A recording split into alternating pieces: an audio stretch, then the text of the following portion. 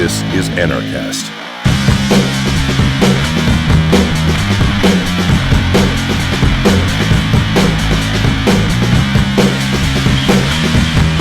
Hola amigos de Anarchast Español, soy Luis Fernando Durán, otra vez aquí con ustedes. Hoy tengo a una persona bien interesante, mi nuevo amigo Jorge Truco, y él vive en Argentina.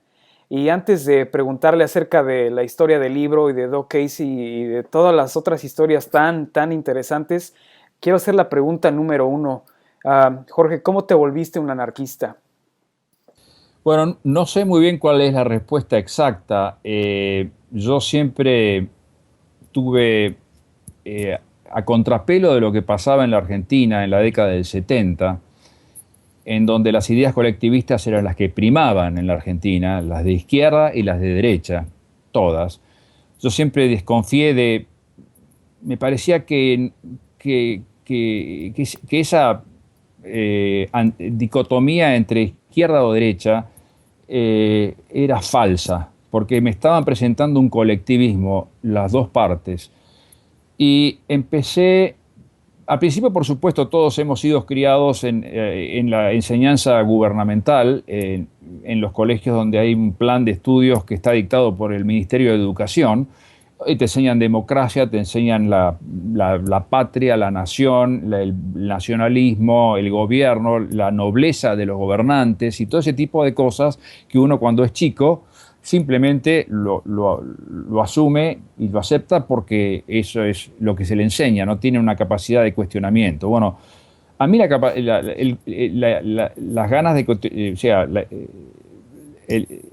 las ganas de cuestionar me agarraron desde muy chico.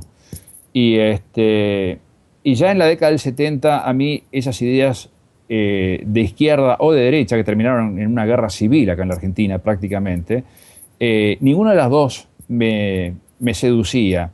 Y empecé a estudiar los liberales clásicos por iniciativa propia.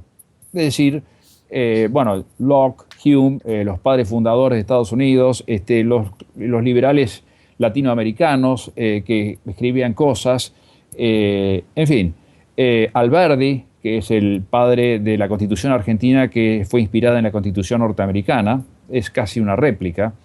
Y por eso fue que la Argentina tuvo una historia parecida a la de Estados Unidos, que fue un país que tuvo un gran auge económico a partir de la Constitución de 1853, que duró casi 80 años. Y fue entre 1900 y 1920 era un país que los argentinos creían que podían disputarle la supremacía hemisférica a los Estados Unidos. Es decir, ellos se sentían en igualdad de condiciones económicas que los Estados Unidos. Hoy es increíble, es impensable, pero era así, era un país muy rico y mis abuelos eso lo experimentaron y todos nuestros ancestros, porque la mayoría de nosotros somos hijos de inmigrantes que han venido justamente por eso, porque la Argentina era un país donde uno podía hacerse la América, que era el dicho que se usaba en ese momento, ¿no? América en el sentido no de Estados Unidos, sino en el sentido de América, de nuestra América. Bueno, entonces yo me consideraba un liberal porque eran las únicas ideas que tenían sentido con respecto a los derechos individuales, que todas las otras ideas violaban flagrantemente. Y entonces me parecían inmorales. Pero era muy difícil decirlo, al punto que inclusive amigos míos que me querían mucho me decían: Jorge, no digas que sos liberal porque no cae bien. Es decir, vas a quedar mal socialmente. Y a mí no me importaba nada quedar mal socialmente, porque no me importaba nada, porque era la verdad. Y yo me decía liberal. No andaba vociferando a los cuatro vientos, tampoco nunca traté de hacer imposición sobre los demás. Mi proceso intelectual era mío solo y yo me dedicaba a leer por mi cuenta. Era como un hobby, porque después trabajaba de otras cosas. Me involucré en el turismo, vivo en la Patagonia, es la zona sur de Argentina, es una zona muy desolada, con muchos bosques y muchas montañas y muchos lagos, muy parecido al oeste de Estados Unidos, como podría ser el estado de Montana o Wyoming. Y bueno, y tampoco hay muchos libros ahí, uno no tiene tampoco existía internet, estamos hablando de la década del 80, para decirte una idea. Y ahí me quedé hasta que me encontré por casualidad con un señor que apareció que se llama Doug Casey. Y él apareció de casualidad y fue referido hacia mí por unos amigos en común que jugaban al polo, y eran amigos míos. A Doug le gusta el polo y por eso llegó a mí, y como quería ver la posibilidad de hacer alguna inversión en propiedades en la zona de la Patagonia, y yo conocía muchas propiedades por mi propia ocupación, mi profesión, vino a mi oficina y fue él la primera persona que a mí me habla de la palabra libertario. Nunca la había escuchado, ni sabía lo que quería decir. Y cuando le pregunto qué significa, él empieza a explicarme, y yo no sabía ni siquiera quién era él. Sabía que se llamaba Doug Casey, pero no sabía lo que significaba Doug Casey. No tenía ni idea de su background. Entonces, pero cuando él empieza a hablar, a mí me atrapan las cosas que él me cuenta mucho, pero al mismo tiempo tenía un creciente escepticismo, en el sentido de que es muy lindo, pero es inaplicable esto, porque ¿cómo vamos a transformar la cabeza de la gente para aplicar ideas libertarias, en donde lo que él ya decía en ese momento era que no era necesario tener un gobierno? Y como las ideas libertarias surgen del mismo ideario que las ideas liberales clásicas, o sea, el respeto a rajatabla de los derechos individuales, yo me identifiqué enseguida con las ideas de Doug. Si bien al principio me parecían un poco extremas, en el sentido de que más que nada impracticables, o por lo menos en este momento impracticables. Y eso era parte de la discusión con él, que fueron muchísimas, porque entre que mirábamos campos y buscábamos oportunidades y después comíamos juntos y venía a mi oficina y tomábamos un whisky o fumábamos unos habanos y después volvíamos a salir. Y estábamos todo el día hablando, y hablamos o de inversiones o de cosas o de filosofía. Y entonces ahí fue cuando yo empecé a simpatizar con las ideas libertarias, de manera que empecé a entender cuál era la línea de pensamiento de él, y empecé a prestar más atención a esa línea de pensamiento, pero nunca, siempre con un dejo de escepticismo, hasta que en un momento Doug Casey me preguntó, 2 años después, si yo me animaba a organizar una reunión con todos los grupos libertarios que él conocía, que se juntaban una vez por año en distintos lugares del mundo, en San Martín de los Andes, que es donde yo vivo, en la Patagonia, y es donde él quería también vivir. E incluso amigos de él se han mudado durante un buen tiempo, como David Gallant, por ejemplo, a San Martín de los Andes. Él le parecía un lugar donde él quería estar. Entonces me preguntó si yo podía organizar eso, y yo le dije que sí, que si en el mes de noviembre, que es temporada baja de verano, todos los hoteles iban. Ok, fue un pequeño problema con la tecnología, pero ya estamos de regreso aquí con Jorge Trucco. Por favor, continúa tu historia acerca de cómo Doug Casey te estaba platicando acerca de todas estas ideologías. Bueno, Doug Casey fue muy, muy importante en mi proceso intelectual, porque él, cuando me conoce, me regala su libro, Crisis Investing, un libro muy importante, que no solamente se trata sobre inversiones en situaciones de crisis, que ese es el título, sino que la última parte del libro yo lo recomiendo porque es casi exclusivamente de filosofía libertaria. Es un libro extraordinario. Y tiene 2 libros, Crisis Investing. Uno es Crisis Investing y otro es Crisis Investing for the Rest of the 90s, o Crisis Investing 90s, como lo llama él.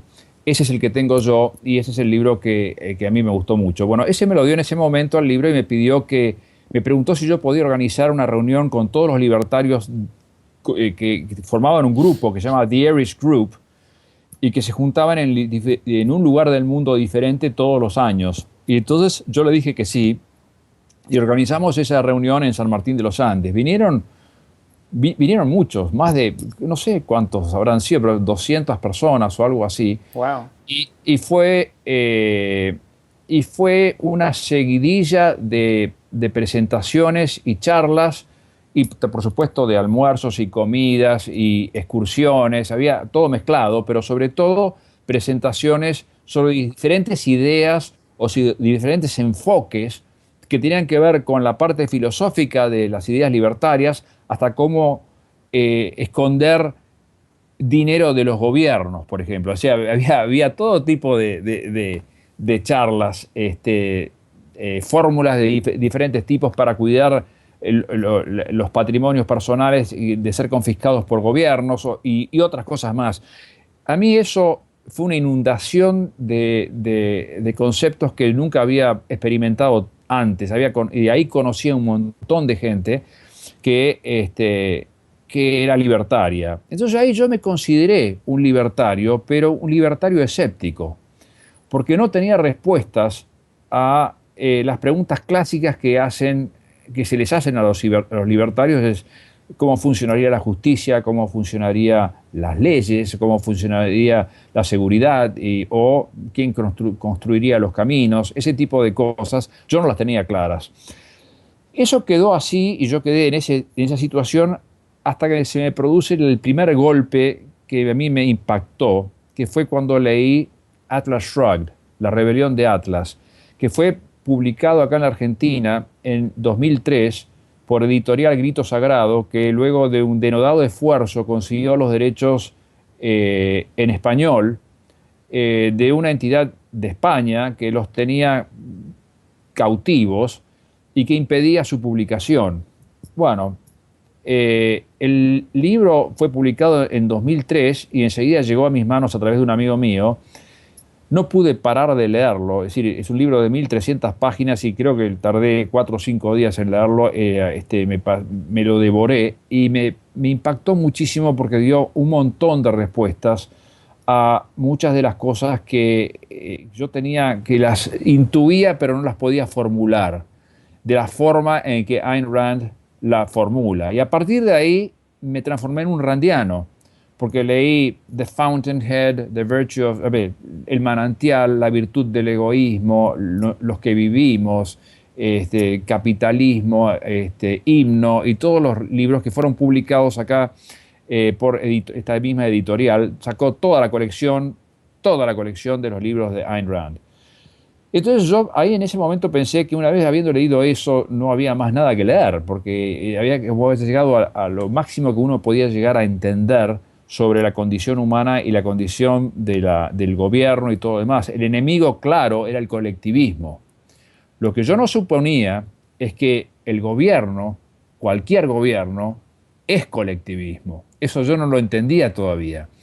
Entonces, cuando le cuento a Doug Casey sobre mi evolución intelectual, habiendo leído a Rand, a quien él también leyó, su primer libro que lo impactó cuando tenía 21 años o menos fue The Virtue of Selfishness, eso me lo contó él, y el segundo que lo impactó fue The Market for Liberty. Por eso, bueno, entonces, cuando yo le cuento a Doug Casey que había leído estos libros, él me dice que me faltaba algo, y me sugiere que lea The Market for Liberty. Entonces, justo cuando eso pasó hace muy poco, hace un poco más de un año. Y entonces, justo cuando me lo dijo por mail, yo estaba en un lugar remoto, sin acceso a ninguna librería donde comprar ningún libro, y mucho menos ese libro, es decir, no estaba en ningún lado acá. Entonces, por suerte tenía un iPad y fui a un lugar que podía conseguir Wi-Fi y pude bajarlo de iBooks y también de Kindle. Bajé las dos versiones. Y ahí me fui a la casita donde estaba yo en ese momento viviendo, en ese lugar remoto, y me puse a leer el libro. Y me atrapó de tal manera que directamente fue devastador. Nunca había leído nada igual. Para mí fue un viaje, un recorrido fascinante que me llevó a niveles insospechados. Yo no sabía que se podía pensar de esa manera. Es decir, me abrió la cabeza de tal forma mucho más que La rebelión de Atlas. Y entonces me enamoré del libro. Es decir, me lo leí en 3 días, porque no es un libro largo, y yo le encuentro un montón de virtudes. Primero que es muy abarcativo, o sea, va desde los principios básicos filosóficos que están basados en la filosofía de Ayn Rand, hasta cómo se diseña, hasta una propuesta de diseño sorpresivamente de una ciudad libre, de libre mercado. Y lleva y empuja los límites de la lógica de mercado tan lejos como puedan llegar. Eso sería la definición que yo de decir, no vi nada igual, ni siquiera después, porque lo que he visto después es una especie de profundización o repetición de lo que dice este libro. Y lo raro de este libro es que esta gente que lo escribió, los Tannehill, que eran matrimonio, marido y mujer, que es Morris y Linda Tannehill, no eran conocidos por haber escrito otras cosas antes, ni tampoco después. Ellos usaron la filosofía de Ayn Rand y la filosofía de Murray Rothbard. O sea, en la parte filosófica usaron a Ayn Rand. Después discrepan con ella en lo que tiene que ver con lo social, cuando Ayn Rand llega a la idea de el gobierno muy limitado, el minarquismo. Y ahí es donde abordan a Roth, y ellos lo dicen, ellos marcan la discrepancia. Y ahí lo abordan a Rothbard, que todavía no había escrito el Manifiesto Libertario, porque el libro fue publicado en el año 1970, y con Rothbard ellos explican todo lo que tiene que ver con la parte social y económica. Se basan en Rothbard para concluir las cosas que concluyen, que son extraordinarias. Ese libro le cambió la cabeza a Doug Casey, y Doug Casey se transformó en un libertario a partir de la lectura de ese libro cuando tenía 25 años, que fue justamente cuando salió en el año 70. Yo acá en la Argentina no tuve esa suerte. Yo lo leí cuando tenía 62 años el libro. O sea, él me ganó por muchos años. Ojalá lo hubiera leído cuando tenía 25. Pero,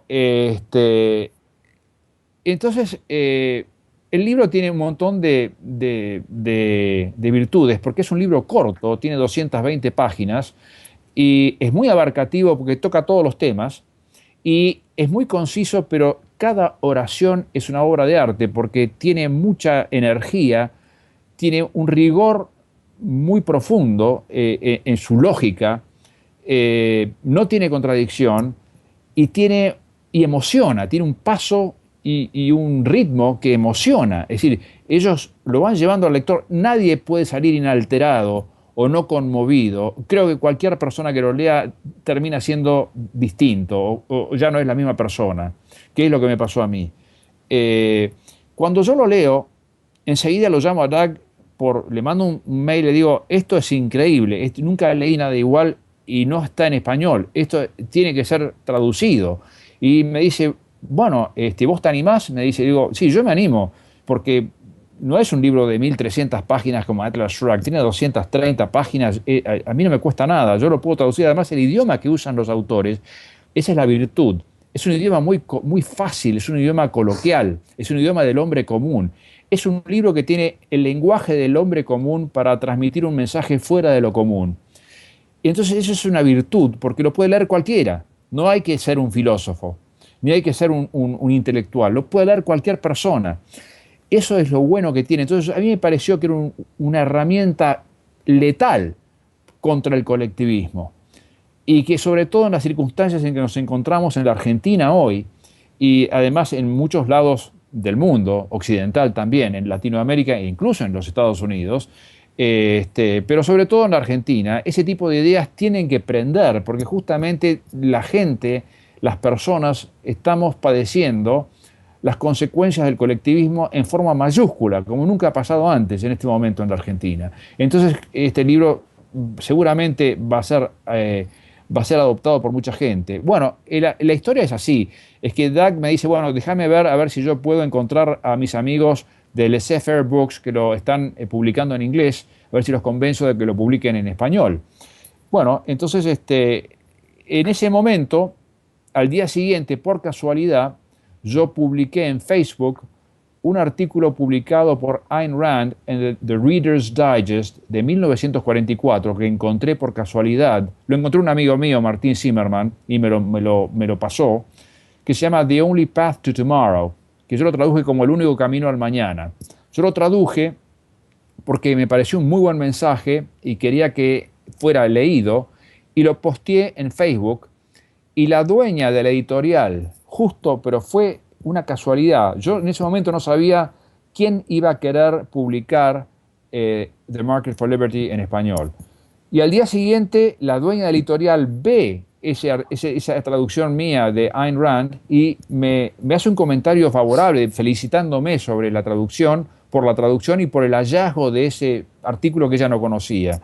Entonces ahí nomás me contacto con ella, le digo en privado que me pase el número de teléfono, entonces la llamo por teléfono y le digo que estaba deslumbrado con The Market for Liberty y que quería traducirlo, que ya estaba traduciéndolo, yo empecé a traducirlo pensando que alguien iba a encontrar que lo quisiera publicar, porque me parecía que era imperioso que ese libro fuera traducido al español, porque es lo que en este momento el mundo de habla hispana necesita, ese tipo de ideas.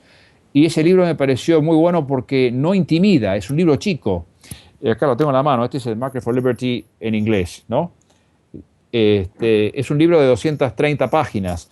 Y bueno, y ella me contestó justamente lo queremos publicar, pero hemos fracasado en la traducción porque hemos intentado varias veces y no estamos satisfechos con el trabajo realizado porque no se entiende bien la filosofía. Y entonces yo dije, bueno, yo ya tengo 2 capítulos traducidos, si querés te los puedo mandar. Y entonces me dijo, bueno, entonces se los mandé por mail y les gustó muchísimo, les gustaron muchísimo los capítulos y me dice, bueno, seguí adelante. ¿Cuándo venís a Buenos Aires? Y digo, bueno, el mes que viene. Bueno, nos podemos encontrar y tener una reunión, pero me parece muy bien, andá traduciendo el tercer capítulo, después el cuarto, y a medida que vayas terminando, mándamelo, así yo lo voy corrigiendo y voy haciéndote comentarios sobre cómo van las cosas. Y bueno, eso fue, empecé a hacer eso y enseguida volví a hablarle a Doug Casey y le dije, esto es increíble, hace 3 días estábamos preguntándonos vos y yo, es decir, cómo íbamos a publicar este libro y yo ya tengo todo resuelto. Es decir, yo no pensé que podía ser tan rápido eso. Y bueno, el hecho concreto es que yo empecé a traducirlo y dedicaba, yo tenía mucho, yo estaba, tenía que dedicarme a mi trabajo más que a otra cosa. O sea, yo dedicaba 1 hora por día o algo por el estilo a la noche o 2 horas para avanzar con la traducción, pero me concentraba y al principio iba más despacio, pero después le tomé la mano y iba cada vez más rápido. Y el 19 de enero lo terminé. Y ahí fue cuando bueno, yo ya, esta señora que se llama Rosa Pels, la dueña de la editorial, ya tenía todos los capítulos anteriores corregidos, porque muchas correcciones no había que hacerle, por ahí discutíamos sobre un término era mejor que el otro, algo así. Pero, y bueno, y después tuvimos que hacer un esfuerzo económico porque queríamos ponerlo en la calle lo antes posible, en las librerías, sacar una primera tirada de unos 1000 libros y para que prenda en los círculos libertarios, que hay muchos en la Argentina y cada vez son más, por suerte, o sea, algo que no pasaba hace 30 años o 40. Y bueno, entonces salió El Mercado para la Libertad, que es este es el libro, no sé si se puede ver bien. ¿Se puede leer, Sí, Luis? ya se puede ver, sí. Sí, bueno. Este es el libro, es la traducción de The Market for Liberty en español, que tienen textos de Doug Casey, que gentilmente se prestó a hacer un texto, y otro de José Venegas, que es un escritor muy conocido en la Argentina y en Latinoamérica. Yo quería que también tuviera un texto de un latinoamericano, a los efectos de la identificación de la gente con el libro, y no solamente que sea un libro donde todo sea, digamos, norteamericano o anglo, ¿no? Y bueno, yo realmente lo sentí como si como si lo hubiera escrito yo a este libro, porque el esfuerzo que yo dediqué a que esto se produjera, yo lo tengo en la mano en este momento, salió la semana pasada, y ayer lo tuvimos que ir a presentar a varias librerías. Realmente no puedo, me cuesta creer que haya sido posible hacerlo, pero bueno, es una realidad y aquí está. Esto es cómo se produjo esta historia. Bueno, a partir de este libro, vos me preguntaste cuándo me hice anarquista. Bueno, yo me hice, porque antes me decía libertario, Y libertario en la época que yo lo conocía, Doug Casey, significaba anarquista, porque no había diferentes clases de libertarios. Todos los libertarios pensaban más o menos lo mismo. Hoy hay diferentes vertientes de libertarismo. Yo me gusta más llamarme libertario, porque la palabra anarquista es muy rechazada por mucha gente, porque se desconoce el sentido verdadero de la palabra anarquía, se la confunde con caos y no lo es. Pero yo prefiero llamar a veces, yo soy un libertario de mercado o soy un libertario y después ya con la gente que está en el tema no me importa decir, usar la palabra anarquista. Pero en el libro, los Tannehill en ningún momento usan la palabra anarquista. Ellos hablan de sociedad laissez-faire todo el tiempo. Nunca llegan a usar la palabra anarquista o anarquía, y creo que es por la razón de que es un término que asusta a la gente, y sobre todo en 1970 o en la década del 60, que seguramente fue la década en que se fue escrito este libro y fue publicado en el 70. Esa palabra no era una palabra feliz, por eso no la utilizaron, ninguna vez la utilizan. Por eso yo no me di cuenta que era un libro anarquista cuando lo estaba leyendo, porque usaban solamente The Free Society o la sociedad laissez-faire, nada más, y no usaban nunca otra palabra. Después me di cuenta que eso significaba, es decir, que la ausencia de gobierno significaba anarquía, que es simplemente ausencia de gobierno, que además es una idea mucho más amable que cualquier otra idea, que se basa en la coerción. La anarquía es justamente la no coerción, es el intercambio voluntario entre los individuos, es todo lo contrario al caos, es el equilibrio, porque el mercado, las leyes naturales que rigen el mercado tienden siempre al equilibrio. Eso es lo que la gente tiene que entender.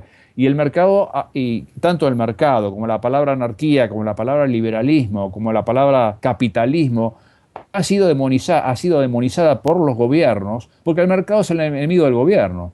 Cuando el mercado gane, desaparece el gobierno. Y como dice Jeff Berwick muchas veces, que nosotros los libertarios lo único que tenemos que hacer es sentarnos a mirar, porque en cuanto el Bitcoin despegue, además del Internet, los gobiernos se caen solos. Exactamente.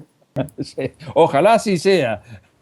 Es que pues ahí vamos con esa trayectoria y nadie la va a parar. Sí. ¿Tú también estás metido en Bitcoin? Yo todavía no me metí y quiero meterme, lo que pasa es que me cuesta mucho entenderlo. No sé, yo sé que tiene un valor intrínseco y que no es una moneda fiat, y lo más importante, y que tiene todas las características que tienen que tener las monedas: es divisible, no es degradable, todo ese tipo de cosas que tienen las monedas para poder ser efectivas. Lo que yo no entiendo es cuál es el valor intrínseco que tiene el Bitcoin y cómo se genera. Y me lo han explicado, incluso Jeffrey Tucker escribió eso, porque yo estoy suscripto a sus publicaciones, y ni siquiera así la entiendo. Así que todavía estoy a medio camino con el Bitcoin, pero lo que es muy importante es que no es una moneda emitida por ningún gobierno. O sea que es una moneda, eso es muy importante, no es una deuda de un gobierno. Porque cuando es una deuda de un gobierno no vale nada, como no vale nada la moneda emitida acá en la Argentina, ni siquiera el dólar norteamericano, eso no va a valer nada, eso no tiene ningún respaldo. Entonces, eso es lo que yo veo, es decir, si uno sigue la línea de pensamiento de lo que es realmente la esencia y la naturaleza del gobierno, de cómo evoluciona el gobierno como monopolio de la violencia y de la coerción, o sea, como monopolio coercitivo que inicia la fuerza y la violencia, y que crece todo el tiempo y que no se puede mantener limitado ni chico, como pensaron y se equivocaron los padres fundadores de los Estados Unidos y los liberales clásicos de la Argentina también. Pensaron que se podía, con checks and balances, pesos y contrapesos, o controles y equilibrios y separación de poderes y una banca independiente. Hicieron todo eso porque sabían que el gobierno era peligroso, pero no funcionó, porque pecaron de ingenuos, me parece a mí. Y además también pueden haber pecado de falta de coherencia total, porque si ellos hubieran seguido sus propios pensamientos hasta el final, hubieran llegado a la sociedad libre, a la cual no llegaron al gobierno chico. Y el gobierno chico, una sociedad con gobierno chico, y eso Stefan Molyneux lo dice todo el tiempo, y también Doug Casey, es tan exitosa económicamente que el gobierno crece y se transforma en un gobierno gigante, como pasó con Estados Unidos y como pasó acá con la Argentina también. Y entonces el gobierno chico genera invariablemente un gobierno grande, entonces es incontrolable. Entonces la idea de volver al gobierno chico me parece una utopía. No me parece posible, me parece mucho. Después leer, a mí The Market for Liberty, el mercado para la libertad, que es el nombre en español, el mercado para la libertad, me enseñó que una sociedad libre es posible, que es absolutamente posible, que es racional y que es mucho más fácil de realizar que lo que tenemos hoy. La democracia no puede funcionar de ninguna manera. La república, cualquier sistema con gobierno, termina en esclavitud, porque se basa en la coerción y en la imposición de un grupo de personas sobre otro, y nada más. No se diferencia de la monarquía, ni de la dictadura, ni de ningún imperialismo. Es siempre lo mismo, con diferentes... Es más, la democracia es aún más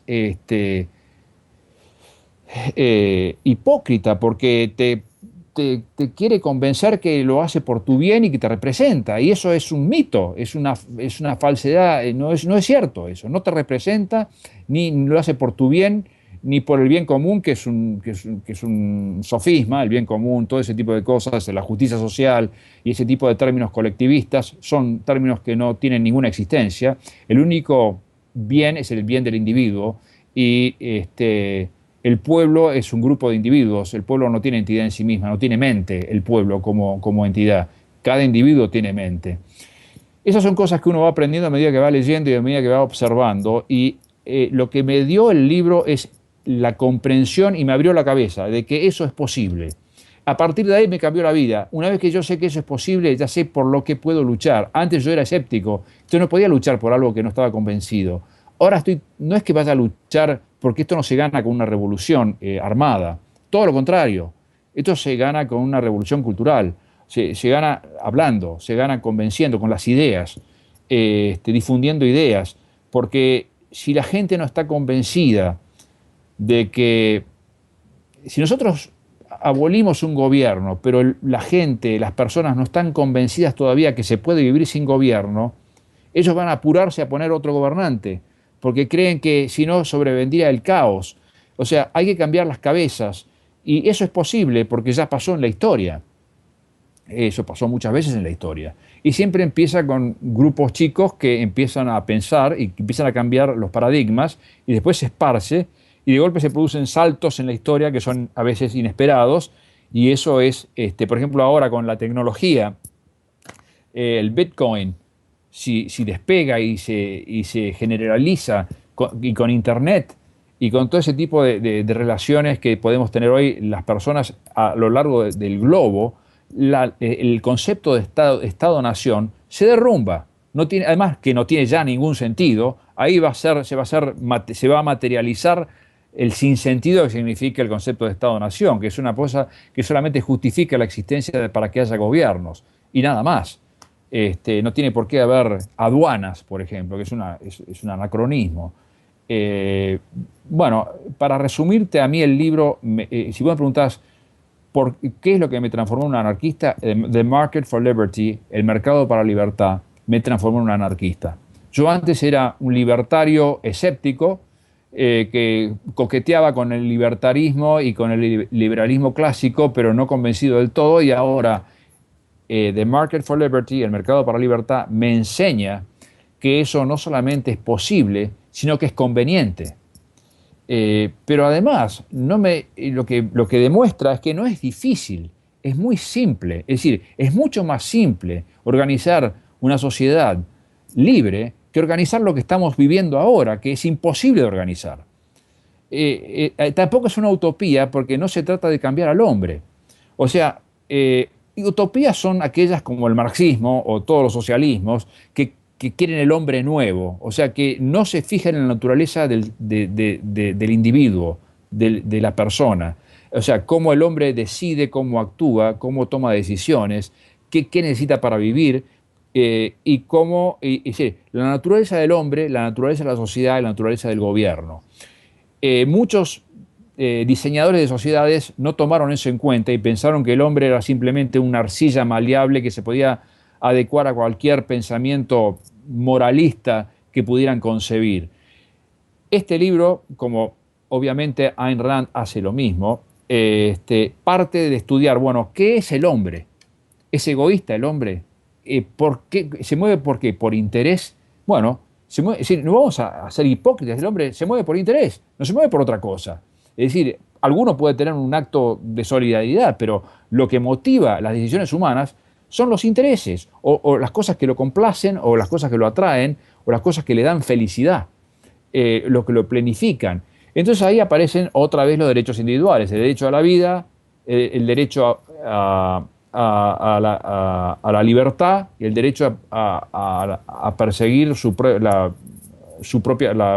tu propia felicidad. Y el derecho a la propiedad es una extensión del derecho a la vida, porque uno para conseguir propiedad tiene que dedicar partes de su vida y de su tiempo para conseguirlo, y no se puede pensar en derecho a la vida sin derecho a la propiedad, porque incluso la vida es la propiedad de uno y su propio cuerpo. Entonces, te reitero, lo que me transformó en un anarquista fue The Market for Liberty. Yo antes era un anarquista en potencia, antes no lo fui. Creo que fue un proceso que tardó bastantes años, más de lo que yo hubiera querido. Pero bueno, dadas las circunstancias, no hubiera tenido otra. Por suerte me encontré con Doug Casey en la década del hace 20 años.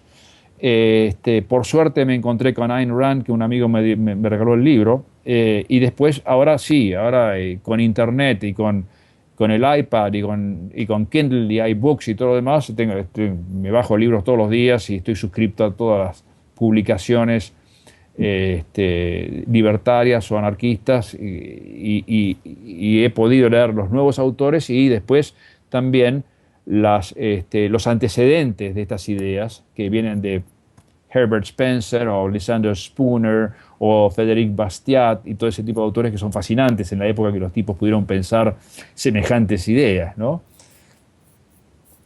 Así Sí, es. muchas gracias. Yo pienso que tu idea es bastante jugosa, porque muchas personas se preguntan, bueno, esto va a ser imposible. Entonces, lo que tú acabas de hacer con ese libro, al traducirlo en español, es ayudar a muchas personas a poder no solo entenderlo, pero ponerlo en práctica. Bueno, ese fue el motivo exacto, así como vos lo has definido, de por qué yo traduje el libro. Yo le dije a Doug Casey, esto va a cambiar, esto es una herramienta fundamental para convencer a la gente, para que la gente entienda. Y este es un libro que va a cambiar la historia y yo quiero ser parte de ese cambio. Es decir, yo empecé a traducirlo sin saber quién lo iba a publicar, simplemente porque me apasioné por, por, por, digamos, por la búsqueda de la verdad y por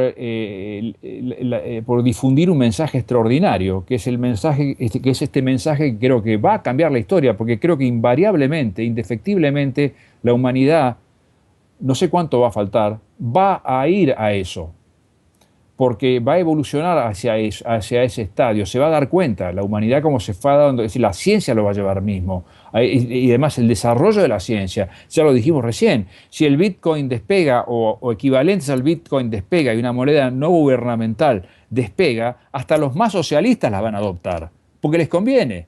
Claro, totalmente. Y, por ejemplo, el Bitcoin, lo que es tan maravilloso, no se puede inflar. No se, Exactamente, y nadie te puede cobrar impuestos. exacto. Entonces, ¿cómo va a poder sobrevivir el gobierno? Es imposible. Es imposible. Eso es una de las grandes esperanzas y es la que Jeff Berwick menciona todo el tiempo. Ojalá tenga razón, porque así como él es optimista, muy optimista, hay otros que no lo son tanto. Hay otros que piensan, que también son anarquistas, que piensan que va a tardar más tiempo. Pero a mí, verlo a Jeff me entusiasma mucho, porque él es como que ya lo tiene totalmente resuelto. Él piensa que eso va a ser indefectible y que va a ser así y falta pocos años. Eso es bastante notable. Sí, exactamente. Bueno, mira, por eso en unas de sus pláticas en las que he estado presente dice, Bitcoin, tómenlo, si tienen 3% de sus bienes, inviertan ahí.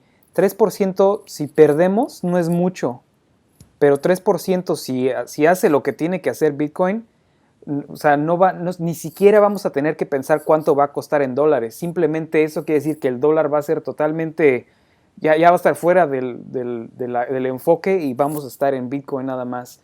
o sea, va a despegar de tal manera. Y algo nada más rápidamente que me habías dicho que, o sea, Bitcoin solo hubo mucho tiempo antes de que fuera un poco popular, de que estaba a cero. Lo que hizo que ganara más valor fue de la manera el blockchain, cómo se transmite, porque eso quiere decir que nadie te lo puede quitar, o sea, de uno a otro, o sea, si yo te envío Bitcoin a ti, nada más nos cobran 2 centavos por transacción, lo tienes en segundos, completamente seguro, pero eso de blockchain y la criptodivisa junto, eso es lo que va a cambiar el mercado, pero 180 grados. Bueno, yo te voy a pedir que me expliques todas esas cosas porque yo todavía soy bastante ignorante en Bitcoin. Es decir, entiendo la gran oportunidad que significa, pero no sé exactamente cómo funciona. No sé cuál es el valor intrínseco, no lo puedo entender todavía. Pero estoy muy entusiasmado porque es el concepto que hace falta tener. Es decir, necesitamos tener un medio de intercambio que no sea gubernamental, que sea independiente de cualquier gobierno. Entonces ahí los individuos se independizan totalmente. Eso sería un paso glorioso hacia la libertad. Y ya está pasando, nada más no es de pensar, híjole, si esto pasara, no, es más como ya está pasando. ¿Cuándo va a pasar? Ya está por pasar. Sí. ¿Alguna otra cosa que nos quieras comentar antes de acabar? Por ejemplo, tu página de internet de tu trabajo que haces de la pesca de mosca en la Patagonia. Sí. ¿Tienes un website que nos quieras decir por si alguien está yendo por esos rumbos y puede ir allá contigo?